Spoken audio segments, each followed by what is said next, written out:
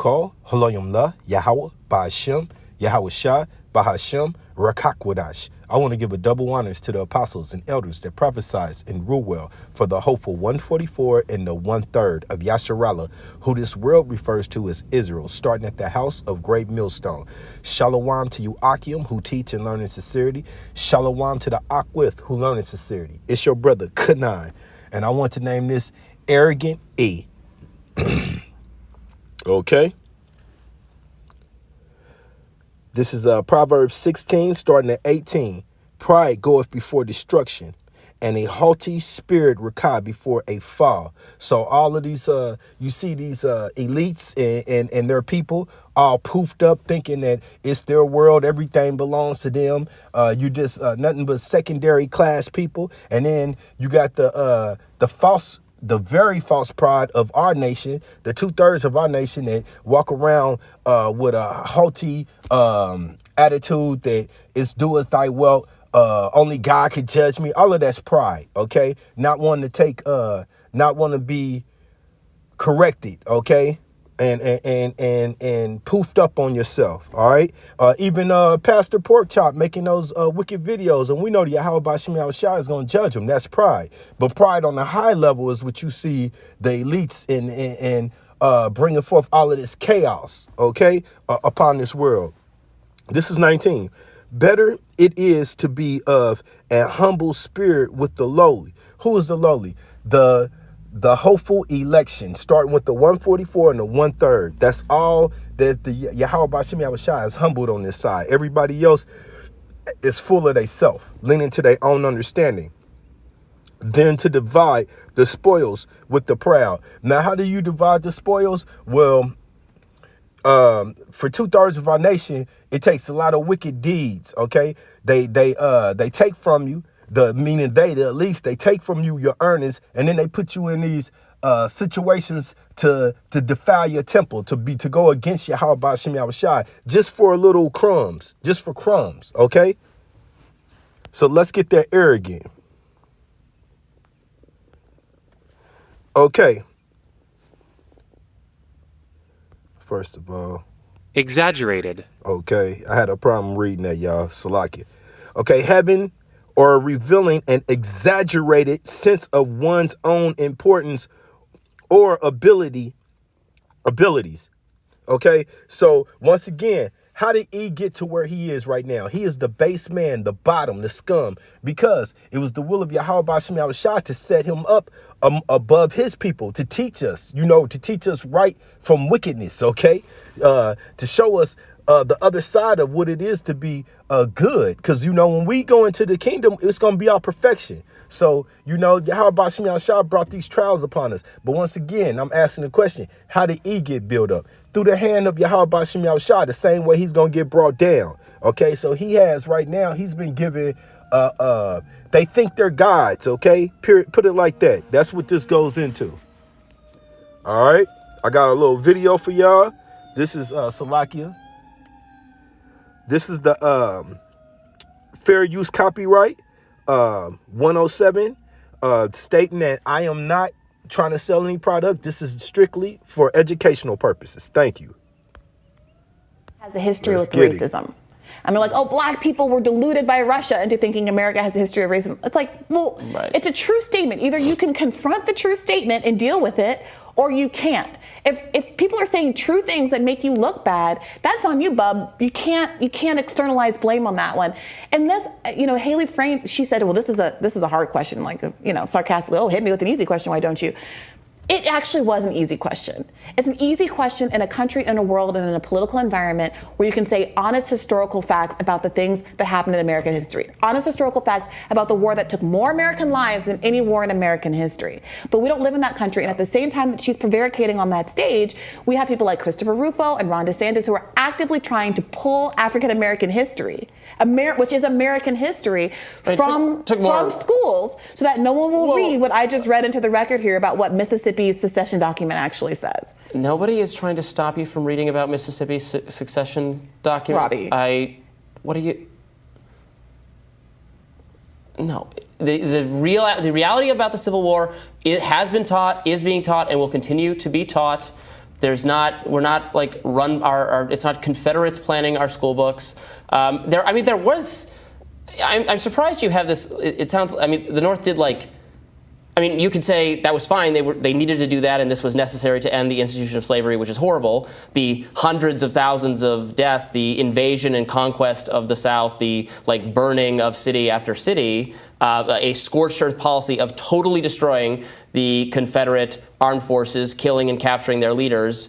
That's fine. That's what we did. We can't examine.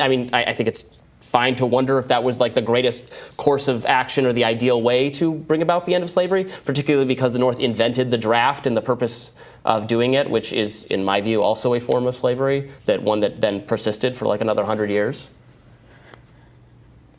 Forcing people to go die in warfare is the most objectionable thing I could possibly think of. Weird. I think 400 years of chattel slavery having ritualized. If the government can make you die. If they can make you die. Do you think slave owners couldn't kill their slaves didn't kill their slaves? I'm saying this is a form of slavery. I'm not saying slavery is not slavery. You just said that the draft is the worst thing that you could think of. And we're having a conversation about chattel slavery. If the government can make you go die on a foreign battlefield, you don't own yourself in any conceivable way.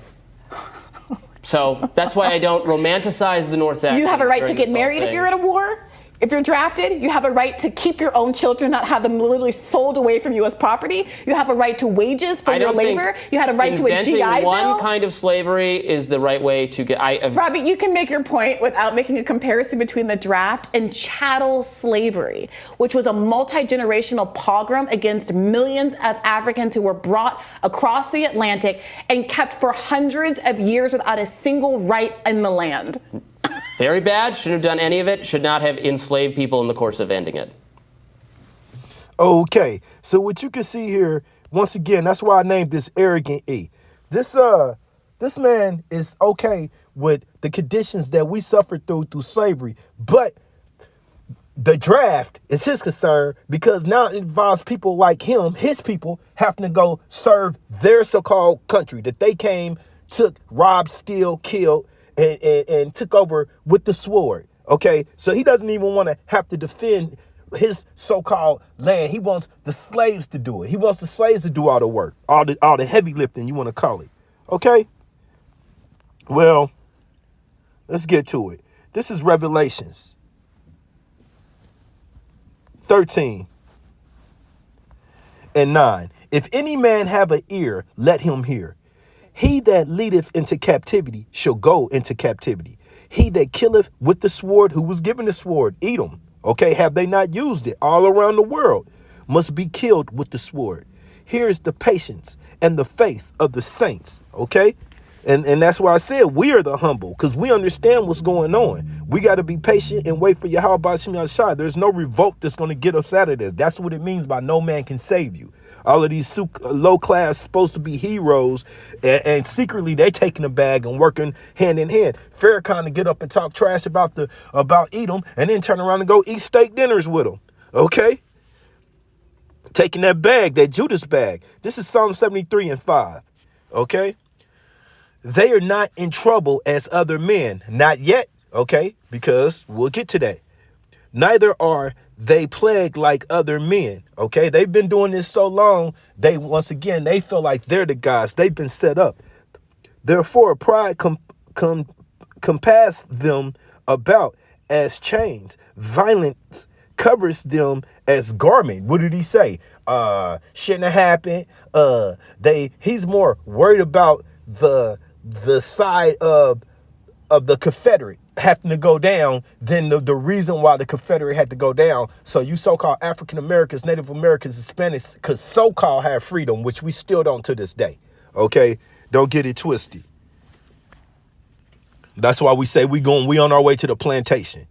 This is the book of Romans 9:21. Have not the potter power over the clay? Who's the potter? Yahweh, B'Shem Yahushai. Of the same lump to make one vessel unto honor, you so-called African Americans, Native Americans, Hispanics, and another to dishonor the self-proclaimed white man who is red. Okay? All right? What if Yahweh Bashim Yahushua willing to show his wrath and to make his power, Allah known, endureth with much long suffering the vessel of wrath fitted for destruction. That's what he is. He's fitted for destruction. You know, him and his haughty, prideful mannerism. Okay? This is the book of Baruch 4:15. For he hath brought a nation upon them from far, a shameful nation. You once again, the bottom feeders of the world, and they're going back to that condition. And of a strange language, who neither reverence old men nor pity children. And that's what they're doing. Remember, he has this last time to swing that sword, and he's coming in the flood. Okay, he's pulling out all the stops this time around. So Jacob, you better wake up, because this is going, once again, the hardest time. Jacob's trouble is knocking at the door. This is and you see, he doesn't give a damn. Those people don't give a damn about you. He's telling her straight to her face, I'd rather just still have slavery than the draft. That came about because we freed the slaves. All right. Job 14:5. Seeing his days are determined. That's what I didn't want to say, because I knew I was going to bring it out. The Wadi Yahabashim Yahushua. The number of his months are with thee. The number of his months, not years, his months.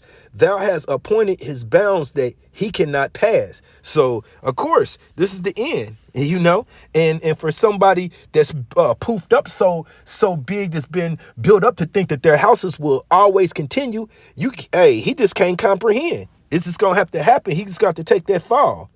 You know, he's like that boxer that's taunting, that's sticking his chin out at the wrong time, because now he's going to be on the mat laid out cold. Okay? All because of that taunt. This is Amos 1:11.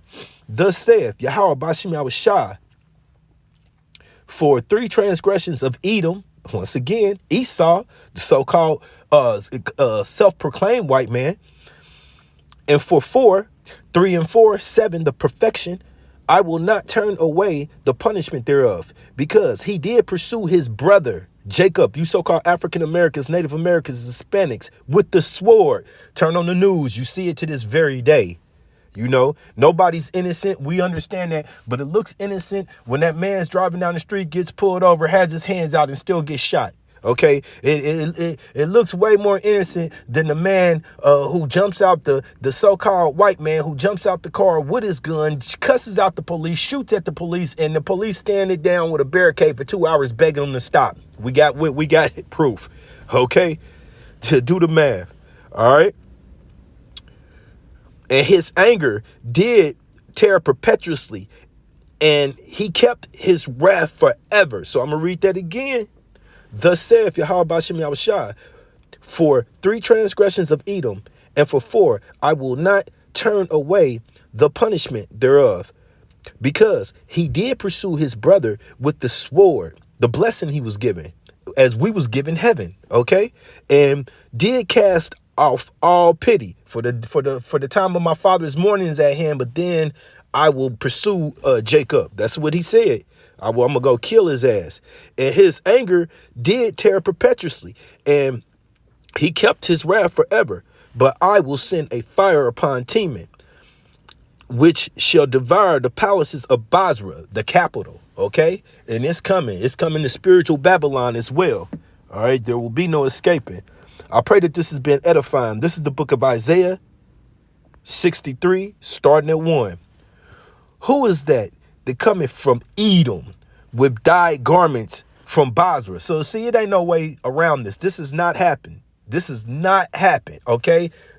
Vocab, show me in history when this happened. Okay. This that is glorious in his apparel, traveling in the greatness of his strength, those chariots with the host. I that speak in righteousness, mighty to save.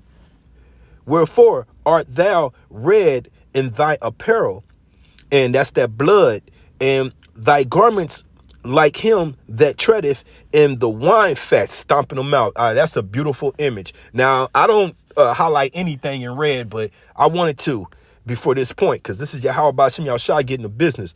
I have trotted the wine press alone, and of the people there was none with me, for I will tread them in my anger. That's that indignation, and trample them in my fury, and their blood shall be sprinkled upon my garments all over, and I will stain all my remnant, all of it. He wants it all soaked in the blood of Edom.